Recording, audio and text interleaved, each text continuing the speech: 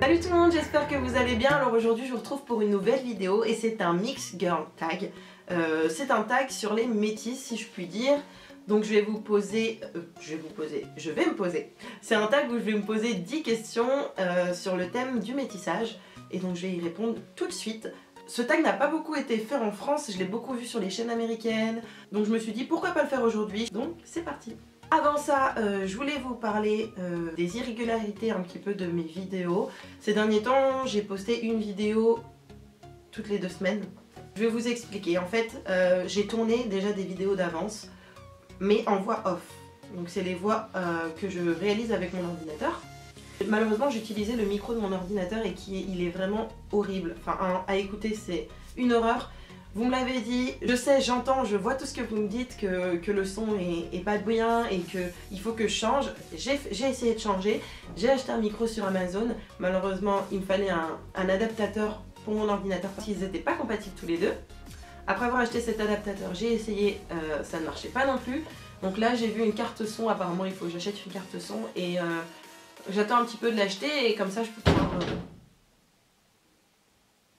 Ok ? Mais ne vous inquiétez pas, c'est seulement parce que j'avais un petit problème avec mon micro. Mais les vidéos vont repartir comme d'habitude. Maintenant cette semaine, ça devrait repartir.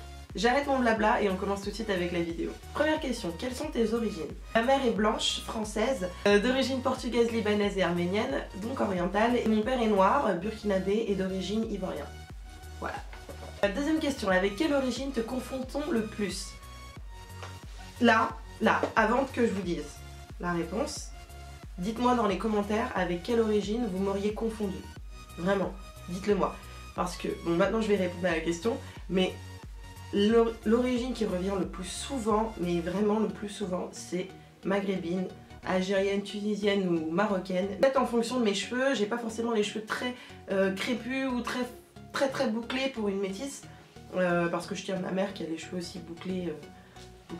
Mais c'est vrai qu'on me confond énormément avec une arabe, une maghrébine, parce que j'ai la peau claire et que j'ai les cheveux bouclés un peu comme les maghrébines. Voilà, donc c'est l'origine pour laquelle on me confond le plus.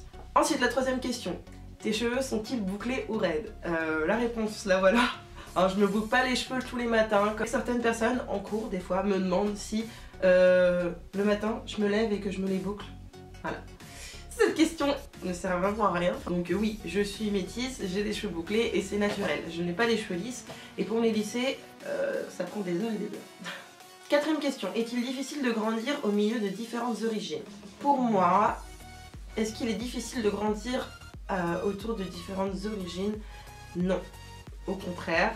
Je trouve que c'est une force, que ça nous permet de découvrir différentes cultures, d'apprendre sur différents pays, de rencontrer différentes personnes. Enfin, je trouve que ça permet d'avoir une ouverture d'esprit que certaines personnes n'ont pas.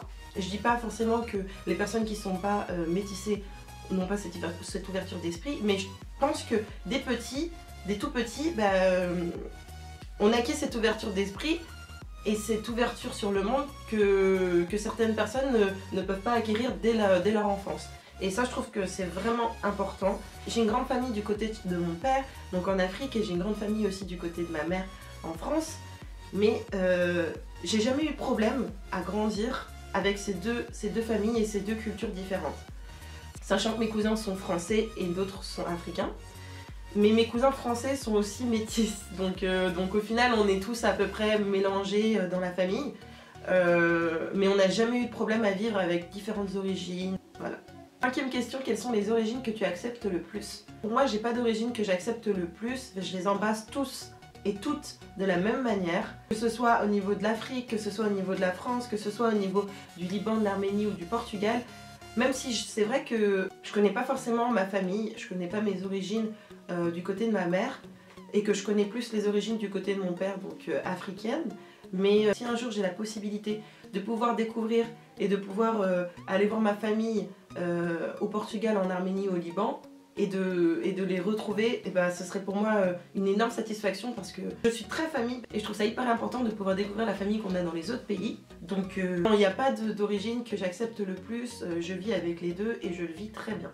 Sixième question, as-tu déjà été taquinée du fait de ta différence? Alors, différence. Je ne pense pas être différente plus qu'une autre. Je ne pense pas que le fait d'être métisse, noire, blanche ou bronzée ou jaune ou je sais pas, n'importe quelle couleur fait qu'on est différent. Mais je pense que, parce que personne n'est différent au final, si on prend un type de personne, un modèle précis, il n'y a pas de modèle précis, le blanc, le noir, le gris, le jaune, personne est né en tant que modèle, donc voilà. Bref, donc as-tu déjà été taquinée sur le fait d'être métisse par exemple? Non, parce que je suis née dans une génération où quand même il y avait beaucoup de métis et de mixité.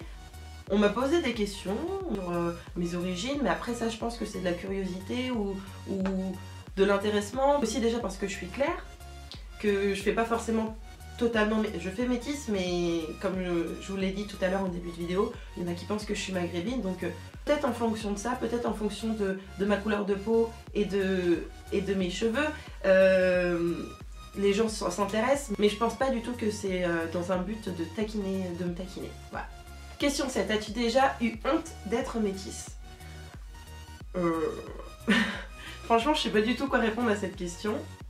Moi, c'est pas mon cas, mais pas du tout. Je vois pas en quoi j'aurais honte d'être métisse, ou en quoi toi, personne blanche, ou en quoi toi, personne noire, ou encore toi, personne, je sais pas, bronzée, jaune, voilà, comme je l'ai dit, aurait honte d'être de sa couleur, quoi. Enfin, non, tu es né comme ça.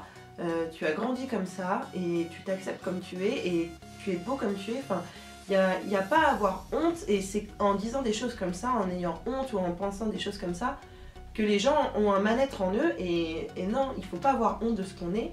Donc non, pas du tout, j'ai pas honte d'être métisse, je n'ai jamais eu honte d'être métisse, et j'ai toujours prôné mes différentes cultures, j'ai toujours vécu...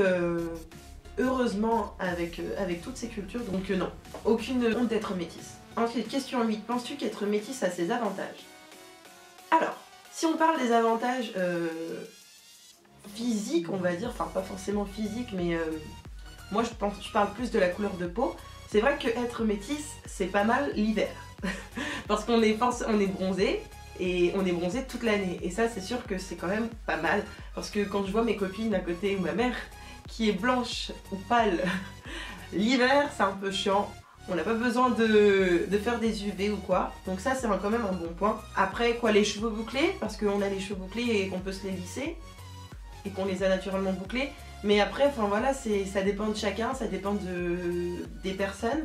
Il y en a qui préfèrent avoir les cheveux lisses, il y en a qui préfèrent avoir les cheveux bouclés.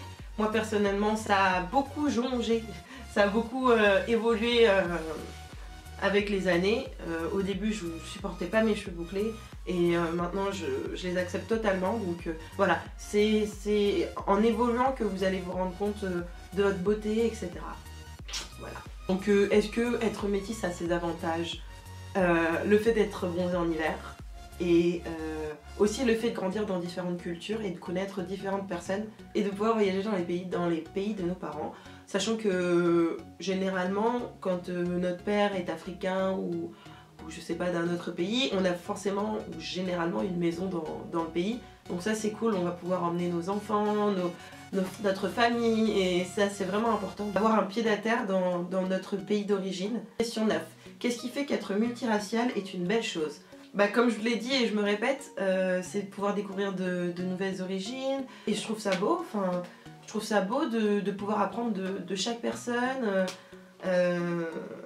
Donc voilà, question 10. Quel conseil donnerais-tu à quelqu'un pour l'aider avec ses difficultés à être métisse? Donc, je pense que le mot difficulté veut dire que tu as du mal à t'accepter toi-même en tant que métisse. Je pense que tu devrais prendre conscience de la chance que tu as, de la chance de grandir dans une famille où on t'apprend plusieurs différentes cultures, où on t'apprend à grandir du côté africain par exemple pour moi, ou autre pour toi, et du côté français.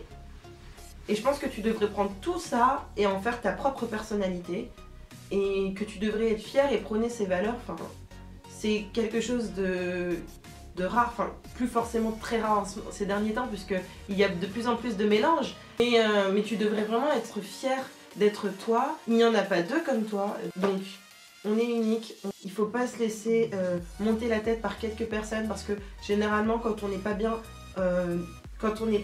et quand on a des difficultés à s'accepter, c'est généralement à cause des autres personnes à côté qui peuvent parler, qui peuvent dire des choses, etc. Je vous parle de mon expérience à moi, mais c'est vrai que quand j'étais plus jeune, j'ai eu beaucoup de mal à m'accepter moi-même, j'ai eu beaucoup de mal à prendre conscience que, en fin de compte, que j'étais bien comme ça. C'est vrai que quand j'étais au collège ou à l'école, déjà premièrement j'avais des grosses lèvres, du fait de mes origines aussi, et je l'acceptais pas. Et ça j'ai eu du mal à l'accepter, donc je voulais pas porter de rouge à lèvres parce que sinon ça allait augmenter le volume de mes lèvres. J'avais des soucis avec mes cheveux, je voulais pas les laisser boucler, je voulais toujours les lisser, donc je m'étais fait une frange horrible, c'était vraiment les erreurs de jeunesse. Je supportais pas mes bras, parce que en fait je suis née déjà musclée, en fait je suis musclée de nature, et en plus je fais du sport, donc j'acceptais pas le fait que mes bras soient un peu plus musclés que les autres. Mais j'ai appris à grandir avec ça, et mes amis m'ont beaucoup aidée, vraiment ma meilleure amie, mes meilleurs amis m'ont dit mais c'est quoi ces barrières que tu te mets, c'est quoi ces complexes que tu es en train de te créer pour rien. Arrêtez d'être complexé, enfin c'est dur de dire ça, hein, mais arrêtez de vous former des complexes que vous n'avez pas. Vous êtes bien comme vous êtes, acceptez-vous vous-même. Si vous vous acceptez pas déjà vous-même, les gens vous accepteront pas. C'est comme la confiance en soi. Si t'as pas confiance en toi, et ça se verra directement. Donc apprends à avoir confiance en toi, apprends à te sentir bien dans ton corps, tu es belle, tu es beau. Tu n'as pas besoin que les gens te le disent à chaque fois, et si les gens te le disent, tant mieux, mais t'as pas forcément besoin de tous ces compliments, et grosses lèvres, petites lèvres, gros nez, petit nez, gros sourcils, etc. On est beau comme on est, et on n'a pas besoin de l'avis des personnes extérieures. Apprends à aimer tes complexes et tu verras que tu vivras beaucoup mieux. Et voilà, on en a fini, j'ai fait la 10e question. J'espère que ce tag vous aura plu, que vous en aurez appris sur moi un peu plus aussi. N'hésitez pas à me dire ce que vous en avez pensé en commentaire et à me dire aussi vos origines en commentaire. J'aimerais bien savoir. Donc n'hésitez pas aussi à vous abonner. Je vous fais des gros bisous. À la semaine prochaine.